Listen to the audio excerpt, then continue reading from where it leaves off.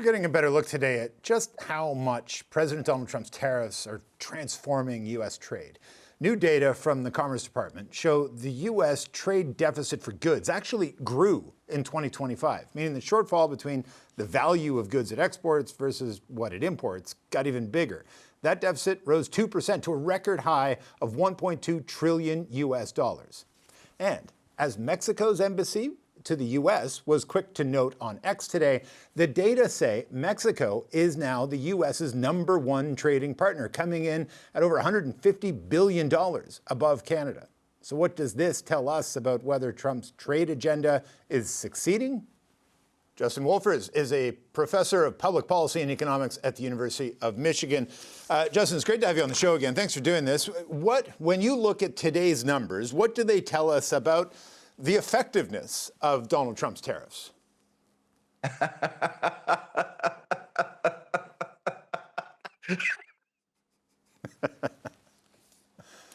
Oh, wow. If the trade deficit this year is bigger than it was last year, and this year we have high tariffs and a trade war, and last year we didn't, I guess it doesn't require a lot of fancy statistics to infer that Trump's tariffs didn't help the trade deficit. Now, that's beside the fact that the whole thing was a mistake to begin with. But people like you said it was a mistake to begin with, and the entire administration said, no, you pointy-head economists, you've got it all wrong. This is going to fix our trade deficits and restore manufacturing in America to the golden age, he said it was going to be. You've lost, I think it's 70 or 80,000 jobs in the manufacturing sector, and now we see proof positive, finally, that the numbers do bear out the case that this was never going to shrink the deficit, it was only going to exacerbate it.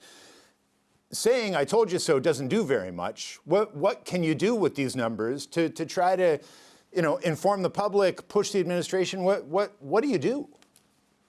Yeah, I actually want to take it back one level, which is to say, not even admit the premise that the trade deficit's a problem. So I want to try something on you right now. I want to tell you an amazing statistic. In fact, the US had an enormous trade surplus with the rest of the world. It has a trade surplus measured in stuff. Including services. But we received more stuff from the rest of the world than we sent to the rest of the world.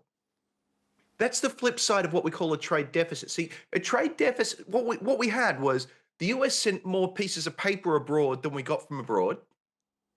But in return, we got more stuff from abroad than we sent abroad. So it's a trade deficit in pieces of paper, US dollars. It's a trade surplus in stuff. Hey, doesn't stuff make you just as happy as pieces of paper?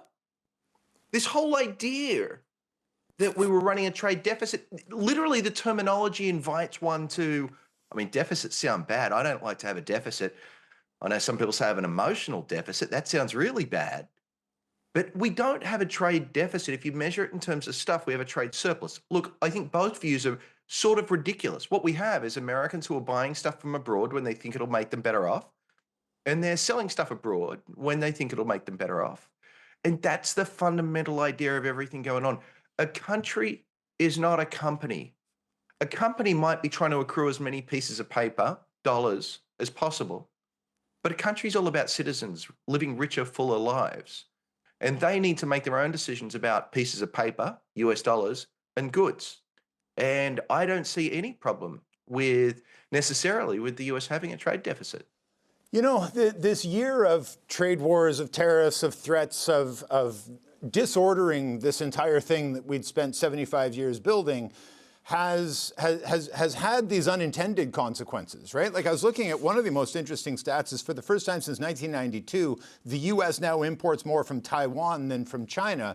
But at the end of the day, as you say, you're exchanging money for goods. It sort of works out. But has all this really done is just sort of change the flow of the river rather than change the river itself? Yes. And behind me right there, you'll see a whole bunch of economics textbooks, and every single one of them will tell you that's exactly what's going to happen. So yes, changes the flow of the river rather than the river itself. And that's sort of the point. That's something that we sort of fundamentally knew would happen all along. And I want to go a step further. The president is obsessed with what economists call a bilateral trade deficit, which is not just the overall trade deficit. That's what you started by asking me about. He's obsessed with our trade deficit with China. Yeah. Now, why should we care about that? So I went to the grocery store, and it turns out my local grocery store, I have a trade deficit with it, which is I go there all the time and I give them pieces of paper and get stuff. I buy stuff. So there's more money going from me to the grocery store. And on the at the checkout, by the way, I often say to them, I sing. I'm happy to sing if you give me a few dollars. And they always say no. So they refuse to buy my exports. I run a trade deficit with the grocery store. And the truth is, it's not a problem. Now, what I invite you to do is think about that grocery store analogy and think about now China as the grocery store. It doesn't matter because, yes, I run a trade deficit with the grocery store, but I also run a trade surplus with my employer, the University of Michigan. I sell them a lot of services. I buy almost nothing from them. And overall, what I get to do is sell my labor to one set of folks and spend the money I earn with a different set of folks. And it doesn't matter that I'm running a deficit with this bloke over here, as long as I've got enough money to support the habits that the spending that I'm doing. And yet believing that it does has led to this year of tariffs and trade wars and threats. And that has had real consequences. One of the things that we saw over 2025 and confirmed on the numbers released today is that Canada is no longer the #1 U.S. trading partner. Mexico has taken that. And it doesn't really mean that some business in Ohio that used to send stuff to Ontario is now shipping stuff to Mexico. It means that business in Ohio is shipping less stuff to everybody, and it's suffering as a result. Beyond Canada being able to say, well, we're your #1 customer and you should treat us better, what is the impact we're seeing as those trade flows change? And Mexico is now the #1 trading receiver of U.S. goods, for what it's worth. Let me go back because I want to make one point to my favorite Canadian friends over there, which is if you look at so much of what's gone wrong with American economic policy over the last year, it's a failure to understand the fundamentals of economics 101. And so my advice, if you want to fix the world's ills, is to go out there and learn economics 101 and not fall for these simple misconceptions and misunderstanding of accounting and the like. So the question you ask is a good one, which is the president has failed to achieve what he wanted to achieve, just like everyone told him would happen. But worse than that, right? So we put tariffs on others retaliated with tariffs back. So even if we managed to help some American firms, we then hurt others. We're now in a trade war. No one wins in a war. Everyone gets a little bit hurt. This is just a completely unsustainable and unhelpful set of policies. One of the weird quirks of economics is that travel and tourism counts as an export. Canadians are not traveling to the United States in pretty big numbers. We're not drinking American alcohol. There are things that Canadians are choosing not to do. Has any of that started to resonate among Americans outside of the immediate groups that are impacted by those decisions? Like, are Americans seeing that this is having a bad impact for the American economy writ large? I know my Canadian friends would like me to say yes, but the truth is that the folks, for instance, selling wine who've lost a major wine market, the wine industry understands what's happened. The Kentucky bourbon industry understands what's happened. But if you talk to regular Americans, there is simply so much going on over here right now. The idea that we could possibly keep track of what's going on with specific boycotts from specific countries when, in the meantime, we're just invading other countries at the same time. I don't think it's having the broad-based political effect you might hope it's having. It is having very narrow and I think quite important effects. Folks in Kentucky understand what's going on with their bourbon sales, but it's not quite as broad as I suspect some of the rhetoric north of the border might be.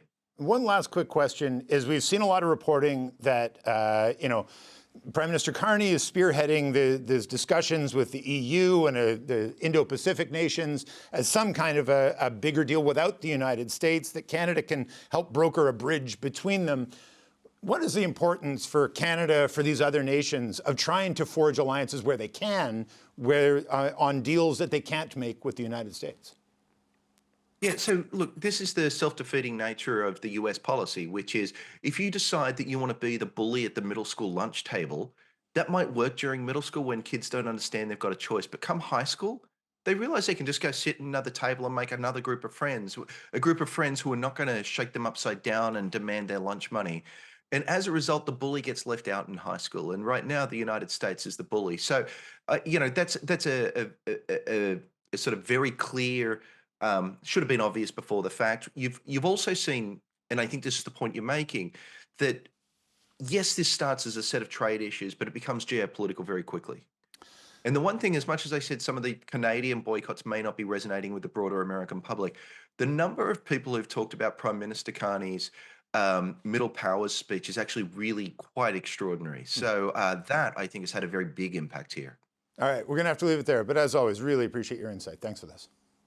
A pleasure.